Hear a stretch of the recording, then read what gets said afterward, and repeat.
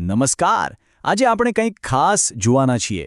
ભારતના 4 પવિત્ર કુંભ મેળાના સ્થળો કયા છે? આ સવાલનો જવાબ આપણને ટીંબા ગામ પ્રાથમિક શાળાના એક ખૂબ જ સરસ મજાના શૈક્ષણિક ચાર્ટમાંથી મળશે. તો ચાલો આ ચાર્ટની સફર શરૂ કરીએ અને જોઈએ કે એ આપણને શું શીખવે છે. તો આ છે એ ચાર્ટ જેની આપણે વાત કરી રહ્યા હતા. ટીંબા ગામ પ્રાથમિક શાળામાંથી આવેલો આ ચાર્ટ જુઓ. કેટલો સરળ પણ કેટલો અસરકારક છે, નહીં? જાણે કોઈ શિક્ષકે પ્રેમથી આખું જ્ઞાન રંગોમાં ભરી દીધું હોય. તો ચાલો એક પછી એક આ ચારેય સ્થળોની મુલાકાત લઈએ આ ચાર્ટની નજરે. સૌથી પહેલા આપણી યાત્રા શરૂ થાય છે ઉત્તર ભારતના 2 ખૂબ જ પવિત્ર સ્થળોથી, હરિદ્વાર અને પ્રયાગરાજ. વાહ! ચાર્ટ પરનું પહેલું ચિત્ર છે હરિદ્વારનું. જુઓ તો ખરા, પવિત્ર ગંગા નદીના કિનારે આવેલા મંદિરો અને ઘાટને કેટલી સુંદર રીતે દોરવામાં આવ્યા છે. આ એક નાનકડું ચિત્ર જ એ સ્થળની પવિત્રતા અને એના ભૌગોલિક મહત્વને આપણી સામે જીવંત કરી દે છે. અને હા, હરિદ્વાર એટલે પવિત્ર ગંગા નદીનો કિનારો. આપણે સૌ જાણીએ છીએ કે હિન્દુ ધર્મમાં ગંગાજીને માત્ર એક નદી નહીં પણ માતા તરીકે પૂજવામાં આવે છે. અને એવી માન્યતા છે કે અહીં એક ડૂબકી લગાવવાથી બધા પાપ ધોવાઈ જાય છે. બસ આ જ કારણ છે કે હરિદ્વાર આટલું મહત્વનું તીર્થસ્થળ છે. હવે આગળ વધીએ પ્રયાગરાજ તરફ. આ ચિત્ર ખરેખર અદ્ભુત છે.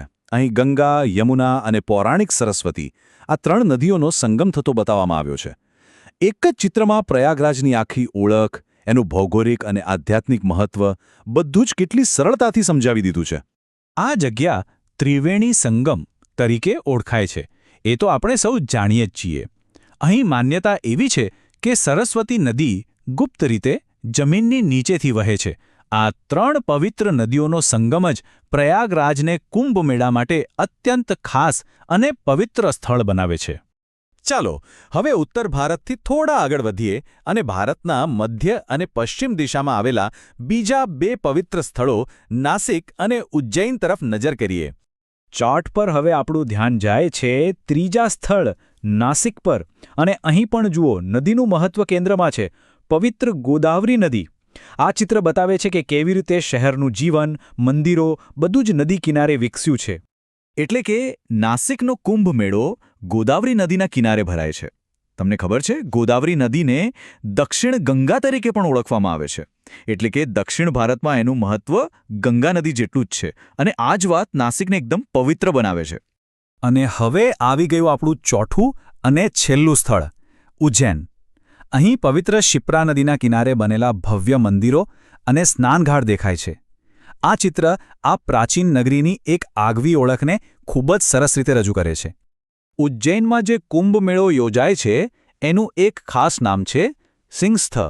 આ મેળો ક્ષિપ્રા નદીના તટ પર ભરાય છે. ક્ષિપ્રા નદી અને અહીં આવેલું મહાકાલેશ્વર જ્યોતિર્લિંગ, આ બંનેને કારણે ઉજ્જૈનનું આધ્યાત્મિક મહત્વ ખૂબ જ વધારે છે. તો અત્યાર સુધી આપણે ચારેય સ્થળોની મુલાકાત લીધી. હવે ચાલો ટીંબા ગામ પ્રાથમિક શાળાના આ ચાર્ટમાંથી આપણને જે જ્ઞાન મળ્યું એને ફટાફટ એકવાર ફરીથી યાદ કરી લઈએ. એટલે કે વાત એકદમ સાફ છે. હરિદ્વાર એટલે ગંગા, પ્રયાગરાજ એટલે ગંગા, યમુના અને સરસ્વતીનો ત્રિવેણી સંગમ, નાસિક એટલે ગોદાવરી અને ઉજ્જૈન એટલે ક્ષિપ્રા. દરેક સ્થળનું આધ્યાત્મિક મહત્વ તેની પવિત્ર નદી સાથે કેટલું ગાઢ રીતે જોડાયેલું છે. આ ચાર્ટમાંથી મળતો આ સૌથી મોટો અને સુંદર સંદેશ છે. પણ આ બધું જ્ઞાન આપણને એક સાધારણ દેખાતા ચાર્ટમાંથી મળ્યું, ખરું ને? તો ચાલો હવે એ ચાર્ટની પાછળ રહેલા શિક્ષકની વાત કરીએ અને દ્રશ્ય શિક્ષણની શક્તિને સમજીએ.